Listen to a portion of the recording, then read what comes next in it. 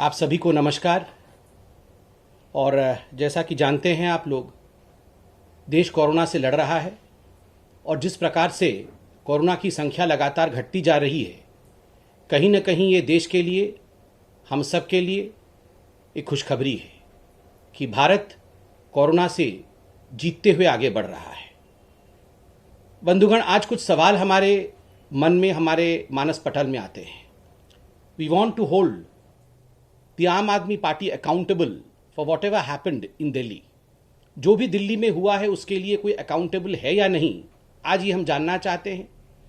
और आज एक महत्वपूर्ण खबर छपी है एक बहुत बड़े अखबार में, और ये महत्वपूर्ण खबर है, number of Delhi deaths surges up 250% to 35,000 in April and May. और जो आंकड़े आए हैं, मैं वो आंकड़े भी आपके सामने प्रस्तुत करना चाहता हूं। इस खबर को पढ़ते हुए भारतवासी और खास करके दिल्ली वासी, उनकी आंखों में एक नमी आ जाती है। किस प्रकार से सैकड़ों लोगों की मृत्यु होती है और किस प्रकार से इन आंकड़ों को छुपाया जाता है और कोई भी अकाउंटेबल नहीं है। इस प्रकार का एक पिक्चर दिल्ली का जो प्रशासन है, दिल्ली की जो सरकार है, वो हम सबके सामने रखने का प्रयास करती है।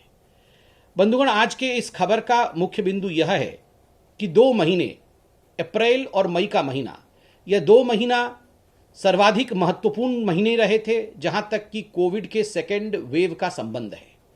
और इन 2 महीनों में लगभग 34,750 डेथ सर्टिफिकेट्स इशू किए गए हैं। दिल्ली के 3 म्युनिसिपल कॉरपोरेशन जो है, इन तीनों म्युनिसिपल कॉरपोरेशन के द्वारा 35,000, लगभग 34,750 टू बी प्रिसाइज। और आप सोचिए, इतने बड़ी तादाद में death certificate 3 municipal corporation issue करते हैं अप्रैल और मई के महीने में, किंतु जो ऑफिशियल फिगर है, जो सरकारी आंकड़े दिल्ली की सरकार देती है, वो कितना है? वह है 9,916 सर्टिफिकेट। कहां तो 35,000 और कहां मात्र 9,000 सर्टिफिकेट दिए गए हैं दिल्ली सरकार द्वारा। एक तरह से अगर ये देखा जाए तो ये 250% इंक्रीज है, 250% इजाफा है संख्या में मृतकों की, जो आंकड़े दिखाए गए और जो वास्तविक संख्या है मृतकों का। बंधुगण, जो ऑफिशियल कोविड फिगर्स 2 महीने के रहे हैं, वो कुल मिलाकर के 13,201 रहे हैं, और जो डिफरेंस होता है म्युनिसिपल कॉरपोरेशन द्वारा दिए हुए आंकड़ों का और ऑफिशियल फिगर्स का, वो होता है 21,549। आप सोचिए, अनअकाउंटेड डेथ 21,000 से अधिक ऐसी मृत्यु हुई हैं दिल्ली शहर के अंदर जो अभी तक अनअकाउंटेड है, जिनके विषय में कोई हिसाब देने को तैयार नहीं है। कहां से 21,000 लोगों की मृत्यु हुई, कैसे 21,000 लोगों की मृत्यु हुई, वो कौन लोग हैं जिनका दिल्ली सरकार नाम भी लेना नहीं चाहती है। आज मैंने पढ़ा है इस अखबार में कि कुछ महत्वपूर्ण अधिकारियों ने एक मांग रखी है कि दिल्ली में डेथ ऑडिट भी किया जाए। आपको याद होगा किस प्रकार से ऑक्सीजन ऑडिट की मांग दिल्ली में सुप्रीम कोर्ट में हुआ था। दिल्ली की सरकार ने ऑक्सीजन ऑडिट के खिलाफ अपना मुहिम छेड़ दिया था कि हम ऑक्सीजन ऑडिट नहीं चाहते। आज दिल्ली में इस प्रकार का एक, मैं कहूंगा, डिस्क्रिपेंसी हुआ है। जो संख्या दिया गया है और जो वास्तविक संख्या है, एक डेथ ऑडिट के लिए एक्सपर्ट बोल रहे हैं, दिल्ली की सरकार इस पे सफाई दे। बंधुगण, केवल इतना ही नहीं, आपने 2 दिनों से अखबारों में देखा होगा कि जो CFR केस फैटेलिटी रेट होता है, वह पूरे हिंदुस्तान में सर्वाधिक दिल्ली में है। दिल्ली और दूसरे नंबर पर पंजाब आती है।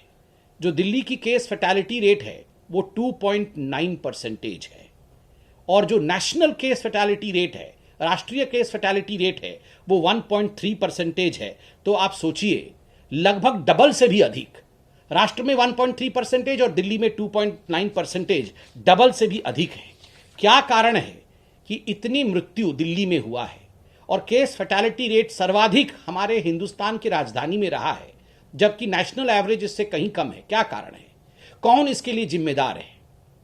बंधुगण, आज भारतीय जनता पार्टी कुछ दस्तावेजों के साथ कुछ सवाल रखेगी अरविंद केजरीवाल जी के सामने, और आदरणीय अरविंद केजरीवाल जी से हम ये रिक्वेस्ट करते हैं, कोई राजनीति हम नहीं कर रहे हैं, हम एक जेन्युइन रिक्वेस्ट करते हैं अकाउंटेबिलिटी के आधार पर कि आम आदमी पार्टी की सरकार एक श्वेत पत्र, एक व्हाइट पेपर जारी करे जिन सवालों को हम उठाने वाले हैं। पहला सवाल कि क्या आपने फर्ज आंकड़े, क्या आपने झूठे आंकड़े प्रस्तुत किए हैं जहां तक कि मृतकों की संख्या है, नंबर 1। नंबर 2, क्या कारण रहा, क्या कारण रहा अगर समग्रता में और एक लार्जर कैनवस में देखा जाए कि देश का सर्वाधिक केस फैटेलिटी रेशियो दिल्ली में रहा है। इस विषय को हम जानना चाहते हैं और कुछ सवाल आज आपसे पूछना चाहते हैं। अरविंद केजरीवाल जी, मैं आपको यहां बताना चाहूंगा कि दिल्ली एक छोटा सा शहर दिखने में तो लगता है हमारे देश का, it's in fact the pride of India. Delhi Hindustan की राजधानी है और अगर देखा जाए तो हिंदुस्तान की राजधानी ग्लोबली ट्रेंड किया है सर्वाधिक मृत्यु के कारण। एक तरह से क्या कारण है कि हरियाणा दिल्ली से बड़ा होते हुए भी टोटल केस जो हरियाणा में रहे वो 7.55 लाख रहे हैं। 7.55 लाख केसेस हुए हरियाणा में और वहीं दिल्ली में 14.25 लाख केसेस रहे हैं, जो ऑफिशियल आंकड़े आपके हैं। एक का पॉपुलेशन वाइज कम है, आयात वाइज, एरिया वाइज कम दिल्ली में इतने केसेस क्यों हैं और हरियाणा में कंपैरेटिवली क्यों उससे कम केसेस हैं। दूसरी बात है कि आप बार बार अरविंद केजरीवाल जी कहते हैं कि हम थर्ड वेव की तैयारी कर रहे हैं, हम प्रोटेक्शन देंगे दिल्ली को, किंतु अगर ये आंकड़े जो आज आपके सामने हम रख रहे हैं, इन आंकड़ों को आज अगर हम जांचेंगे तो जनता का तो आत्मविश्वास आपके ऊपर है नहीं। People would not have the confidence on you, because आप तो सेकेंड वेव से पहले भी कह रहे थे हम सारी तैयारी कर रहे हैं, हम हॉस्पिटल बना रहे हैं, बेड बना रहे हैं, होम डिलीवरी ऑक्सीजन का करेंगे। अरविंद जी, आप तो होम डिलीवरी ऑक्सीजन का करना चाहते थे, मगर एक्चुअली मुझे कष्ट लग रहा है कहते हुए, होम डिलीवरी आज अल्कोहल अर्थात शराब का कर रहे हैं। शराब के होम डिलीवरी में आप सक्सेसफुल रहे, किंतु ऑक्सीजन के होम डिलीवरी में, कंसंट्रेटर्स के होम डिलीवरी में, दवाइयों की होम डिलीवरी में आप सक्सेसफुल नहीं रहे। और क्यों नहीं रहे इसका जवाब भी आपको श्वेत पत्र में देना चाहिए। अब मैं कुछ सवाल आपके सामने रखूंगा जो बहुत तीखे हैं, मगर ये आवश्यक है अकाउंटेबिलिटी के लिए, क्योंकि सर्वाधिक जो डेथ्स हुई हैं वो दिल्ली में हुई है। अरविंद केजरीवाल जी, क्या यह हकीकत है कि जिस समय ये कोविड का सेकेंड वेव दिल्ली में अपने चरम पर था, जानबूझकर और दिल्ली में आपके सरकार के साख को बचाने के लिए आपने टेस्टिंग को कम कर दिया, आपने टेस्टिंग की संख्या को कम कर दिया, क्या यह हकीकत है? नंबर 2, हम ये जानना चाहते हैं अरविंद केजरीवाल जी, पहले भी हमने ये सवाल पूछा था, 2015 और 2019 के बीच क्यों एक भी नया अस्पताल दिल्ली में नहीं खोला गया? एक भी नया अस्पताल नहीं खोला गया, इसका जवाब आप ही को देना पड़ेगा। दूसरा प्रश्न हम ये पूछना चाहते हैं अरविंद केजरीवाल जी, 2013 के पश्चात दिल्ली में 16 ऐसे अस्पताल थी जो अंडर कंस्ट्रक्शन थी, जो तैयारी में थी, उनका उद्घाटन होना था। इन 16 अस्पतालों में क्या कारण रहा जो एक भी अस्पताल फुल्ली फंक्शनल नहीं हो पाया, एक भी अस्पताल पूरी तरह से कार्यान्वित नहीं हो पाया आपके कार्यकाल में? और अगर हुआ हो तो आप इसका जवाब दें। अरविंद केजरीवाल जी, क्या कारण रहा, केजरीवाल जी क्या कारण रहा कि 250 बेड के कोविड अस्पताल को आपने कहा हाईकोर्ट में कि हमने कोविड डेडिकेटेड अस्पताल द्वारका में इंदिरा गांधी हॉस्पिटल में खोला है, किंतु जब हाईकोर्ट ने इसकी समीक्षा की तो उन्हें पता चला कि ऐसा किसी प्रकार का कोई इनॉग्रेशन नहीं हुआ है और यह फंक्शनल कोविड फैसिलिटी नहीं है। हाईकोर्ट के सामने आपने इस विषय में झूठ क्यों बोला और देश को, दिल्ली की जनता को और हाईकोर्ट को बरगलाने की कोशिश क्यों की? अरविंद केजरीवाल जी, हम नहीं कह रहे हैं कि अगर अस्पताल सारे खोल दिए गए होते तो कोई भी मृत्यु नहीं होती, ऐसा तो हम नहीं कह रहे हैं, मगर हम बिल्कुल कह रहे हैं कि आज अगर दिल्ली में, जैसा कि आपने कहा था 30,000 बेड आप बनाएंगे, अगर आपने 10,000 बेड भी अधिक बनाया होता तो कुछ लोगों की जान तो बचती, 10,000 लोगों की तो जान बचती। 10,000 लोगों के परिवारों को, 10,000 लोगों के बच्चों को कौन जवाब देगा? आपको जवाब देना होगा अरविंद केजरीवाल जी, क्योंकि आप चुने हुए सरकार हैं। अरविंद केजरीवाल जी, एक और प्रश्न है वेंटिलेटर्स को लेकर, क्या कारण रहा कि 2020 जुलाई 2020, पिछले साल 2020 से अप्रैल 2021 तक एक भी वेंटिलेटर आपने नहीं खरीदा, और अब जो भी अस्पताल में वेंटिलेटर्स नए लगे हैं दिल्ली में वो पीएम केयर्स के माध्यम से प्रोक्योर्ड है, एक भी वेंटिलेटर दिल्ली की सरकार ने नहीं खरीदा। चौथा सवाल अरविंद केजरीवाल जी ऑक्सीजन प्लांट को लेकर है। हमने पहले भी सवाल पूछा था, फिर से पूछ रहे हैं। आपने 1 महीने पहले, बल्कि आज 1 महीने 15 दिन हो गए, आपने कहा था कि 44 ऑक्सीजन प्लांट्स दिल्ली में लगेंगे। आपने अभी तक हमारे प्रश्न का जवाब नहीं दिया कि कितने ऑक्सीजन प्लांट लग गए। मैं जनता से कहना चाहूंगा, आपको लग रहा होगा कि अभी तो ऑक्सीजन की कोई किल्लत नहीं है, तो ये भारतीय जनता पार्टी ऑक्सीजन पे सवाल क्यों पूछ रही है? आपको पता होगा कि जब सेकेंड वेव आया था, अरविंद केजरीवाल जी उससे पहले कह रहे थे कि हम ऑक्सीजन को लेकर प्रिपेयर्ड हैं, और 2 दिन बाद कह रहे थे हमारे पास ऑक्सीजन नहीं है। हम चाहते हैं कि आज हम अरविंद केजरीवाल जी को आईना दिखाते रहें, ताकि ईश्वर न करे अगर कोई भी अनहोनी भविष्य में थर्ड वेव के रूप में आती है, तो अरविंद केजरीवाल जी प्रिपेयर्ड रहें और दिल्ली की जनता को बचाने में सक्षम रहे, वो ना करे जो उन्होंने अभी तक किया है। ऑक्सीजन मिसमैनेजमेंट को लेकर जो आप लोगों की लॉजिस्टिक में गलती रही है, हम जानना चाहते हैं इस श्वेत पत्र में ऑक्सीजन मिसमैनेजमेंट को लेकर केजरीवाल जी, कि आपने सुप्रीम कोर्ट में ऑक्सीजन ऑडिट को लेकर मना क्यों किया था, और जब ऑक्सीजन ऑडिट की बात हुई तो तुरंत आपने ये क्यों कहा कि अब हमारे पास एक्सेस ऑक्सीजन है और जो प्लांट्स हमें ऑक्सीजन सप्लाई कर रही थी वो हमें सप्लाई करना बंद कर दे या उन ऑक्सीजन को डाइवर्ट करना शुरू कर दे। 2 दिन के अंदर ऐसा क्या परिवर्तित हो गया? क्या यह सच नहीं है कि कहीं ना कहीं ऑक्सीजन ऑडिट के नाम को सुनते ही आपको लगा कि सच का भांडाफोड़ हो जाएगा और आपने एक यू टर्न लिया? इसको आप जरूर व्हाइट पेपर में मेंशन करें। ठीक उसी प्रकार क्रायोजेनिक टैंकर्स को लेकर हम एक सवाल पूछना चाहते हैं। आपने कहा था आज से लगभग 15 दिन पहले कि 18 क्रायोजेनिक टैंकर्स थाईलैंड से लाए जाएंगे। आज दिल्ली की जनता और हिंदुस्तान की जनता जानना चाहती है व्हाइट पेपर के माध्यम से अरविंद केजरीवाल जी कि कितने क्रायोजेनिक टैंकर्स ऑक्सीजन सप्लाई के लिए, क्योंकि आप कह रहे हैं कि आप प्रिपेयर कर रहे हैं थर्ड वेव के लिए, कितने क्रायोजेनिक टैंकर्स आए हैं, ये हम जानना चाहेंगे। और ठीक उसी प्रकार एक आज अखबार में, दूसरे बड़े अखबार में यह भी छपा है जो हमें बहुत इनसेंसिटिव लगा, और हम आपके मंत्री से भी ये पूछना चाहते हैं कि आप देख सकते हैं, आप इंडियन एक्सप्रेस में एक बड़ा एक महत्वपूर्ण खबर छपा हुआ है जिसमें गोपाल राय आपके महत्वपूर्ण मंत्री हैं और कोविड के विषय को संभाल भी रहे हैं। वो कह रहे हैं कि Delhi saw oxygen shortage, only solution is to plant trees. उन्होंने कहा कि Delhi saw an oxygen shortage during the COVID pandemic and the government made efforts to bridge the gap and were successful. COVID cases are decreasing on a daily basis, but to reach a permanent solution for this oxygen problem, we are going to plant 33 lakh trees. देखिए, आप पेड़ लगाना बहुत अच्छी बात है, पेड़ बिल्कुल लगाएं, हम भी आपके साथ खड़े हैं।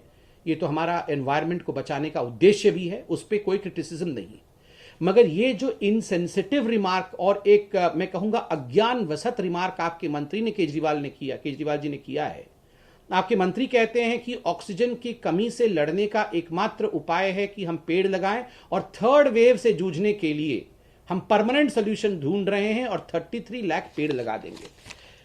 मुझे लगता है अरविंद केजरीवाल जी, इस प्रकार से तो आप नहीं लड़ पाएंगे। इन चीज़ों को बहुत साइंटिफिकली डील करने की आवश्यकता है। और वैक्सीन को लेकर भी आपने कई झूठ फैलाए हैं। हम आज एक जो प्रश्न आपसे पूछ रहे हैं व्हाइट पेपर में उत्तर चाहेंगे। क्या कारण है कि वैक्सीन को लेकर जो ग्लोबल टेंडरिंग थी, उत्तर प्रदेश की सरकार ने 7 मई को ग्लोबल टेंडर किया और दिल्ली की सरकार ने 28 मई को ग्लोबल टेंडर किया। उत्तर प्रदेश 7 मई और दिल्ली 28 मई। ये जो डिफरेंस है आपके बीच समय का, ये आखिरकार क्यों रहा? और एक और सवाल हमने पूछा था, उसका जवाब आपने दिया नहीं कि क्या कारण रहा कि जो प्राइवेट अस्पताल दिल्ली में हैं उन्होंने अधिक वैक्सीन प्रोक्योर किया और जो दिल्ली की सरकार है, जो बड़ी है, जो प्राइवेट हॉस्पिटल से काफ़ी बड़ी है, उन्होंने प्राइवेट हॉस्पिटल से कम प्रोक्योर किया है। लगभग केवल जो सेंटर देती है उसका 12 या 13% प्रोक्योर किया है। इसका जवाब भी आप व्हाइट पेपर में जरूर देंगे, ऐसा हमारा मानना है। व्हाइट पेपर में एक बहुत महत्वपूर्ण विषय है जिसके विषय में आपको जरूर लिखना चाहिए और वो है मोहल्ला क्लिनिक। अरविंद जी, मुझे बड़े दुख के साथ कहना पड़ रहा है, मोहल्ला क्लिनिक के विषय को आपने 2015 से ही उठाया और दरअसल ये मोहल्ला क्लिनिक नहीं, ये हो हल्ला क्लिनिक थे। आपने हर जगह की, WHO ने भी हमारी तारीफ की है, अमेरिका भी हमारी तारीफ कर रहा है, पूरा विश्व मोहल्ला क्लिनिक कर रहा है, मगर आपके राहुल मेहरा जी ने ही कोर्ट में कहा ये तो दरअसल 20 फीट के 2 कंटेनर होते हैं, छोटे छोटे कंटेनर होते हैं, इनमें तो हम कुछ नहीं कर सकते क्योंकि ये तो सुपर स्प्रेडर के रूप में काम करेगा। आपने करोड़ों रुपए की बजट इसके लिए सैंक्शन किए, कोई काम नहीं हुआ, कोई मोहल्ला क्लीनिंग फंक्शनल नहीं है। वहाँ आज हम देख रहे हैं कि किस प्रकार गाय इत्यादि घूम रही है, तो वो एकदम डिलैपिडेटेड अवस्था में पड़ी हुई है। क्या फ़ायदा हुआ इतने बड़े बजट का, इतने बड़े आपके प्रोपेगेंडा का, अगर वो कोई काम का नहीं है। ये जो हो हल्ला क्लिनिक के विषय में आपने इतना हो हल्ला किया था, उसके विषय में भी आप जरा वाइट पेपर में मेंशन करिए। और एक और महत्वपूर्ण हिसाब किताब आपसे हम चाहते हैं। दिल्ली सीएम रिलीफ फंड में मार्च 2020 से जनवरी 2021 तक, मार्च 2020 से जनवरी 2021 तक 34 करोड़ रुपए कंट्रीब्यूशन के रूप में आए। आपने इन 34 करोड़ रुपयों को कैसे खर्च किया, कोविड के लिए कहां कहां खर्च किया, ये आप जरा बताएं। पूरा पैसा कोविड में खर्च किया, एक भी पैसा कोविड में खर्च किया, या पूरा पैसा एडवर्टाइजमेंट पे खर्च किया, इस विषय में आप जरा बताएं, क्योंकि ये तो क्रिमिनल लायबिलिटी वाला विषय है। लोगों ने कंट्रीब्यूट किया है, आपने खर्च किया है कि नहीं किया है, ये हम जानना चाहते हैं। और अंत में दो छोटे छोटे विषय हैं, मगर बहुत बड़ा उनका रिपरकशन है। एक, हमारे जो फार्मर प्रोटेस्ट के बारे में आप लोगों ने उनको वाईफाई देना, पानी देना, इलीगल ऑक्यूपेशन कराना। आज पंजाब के सीएम भी दिल्ली आ रहे हैं, ये हम न्यूज़ में देख रहे हैं। ये आप दोनों, जो पंजाब और दिल्ली वालों ने, मतलब जो पॉलिटिकल पार्टीज हैं, आम आदमी पार्टी और पंजाब की कांग्रेस पार्टी, इन दोनों पार्टी ने आपस की राजनीति के कारण से जिस प्रकार से किसान आंदोलन, तथाकथित किसान आंदोलन को समर्थन करके उसको एक स्प्रेडिंग वेन्यू बनाने की कोशिश की है। आज वो पंजाब में भी चल रहा है, दिल्ली के बॉर्डर में भी चल रहा है। श्वेत पत्र में इसके विषय में भी अरविंद केजरीवाल जी जवाब दे। और लास्ट में बहुत महत्वपूर्ण विषय कि जो हमारे माइग्रेंट लेबरर्स थे, आज मैं ये कुछ महत्वपूर्ण डॉक्यूमेंट हैं, इंडिया टुडे इत्यादि ने इसे छापा भी है। We will sell kidneys to get food for the kids. Delhi में कई गरीब लोगों ने कहा है, अगर हमें अपने बच्चों को खाना और राशन देना है तो ऐसा लगता है कि हमें अपने बच्चों की किडनी, हम अपनी किडनी बेच देंगे। आप बताइए ये किस मुकाम पे आज दिल्ली खड़ी है। आज दिल्ली में जो हमारे माइग्रेंट लेबर्स हैं, उनको आप राशन नहीं दे पा रहे हैं। मोदी जी 80 करोड़ लोगों को राशन मुफ्त दे रहे हैं, वो भी विगत वर्ष से दे रहे हैं। आप ना राशन दे पा रहे हैं, ना उनके लिए नौकरी मुहैया करा पा रहे हैं, और वो अपनी किडनी तक बेचने की बात कर रहे हैं। अरविंद केजरीवाल जी, बहुत सारे सवाल, पॉइंटेड सवाल हमने आपसे पूछे हैं, और हम चाहते हैं कि एक वाइट पेपर जारी करके आप इन सवालों का जवाब उस श्वेत पत्र में अवश्य देंगे। बहुत बहुत धन्यवाद। मैं चाहता हूं कि कोई सवाल अगर हमारे पत्रकार बंधु जो वर्चुअल में जुड़े हुए हैं हमसे अवश्य पूछें। Thank you.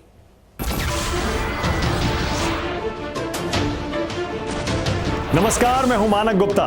अगर आपको हमारा ये वीडियो पसंद आया हो तो इसे लाइक और शेयर जरूर करें, और हां, हमें सब्सक्राइब और फॉलो करना ना भूलें, ताकि आप देश और दुनिया की कोई खबर मिस ना करें। तो जुड़े रहिए हमारे साथ और देखते रहिए न्यूज़ 24।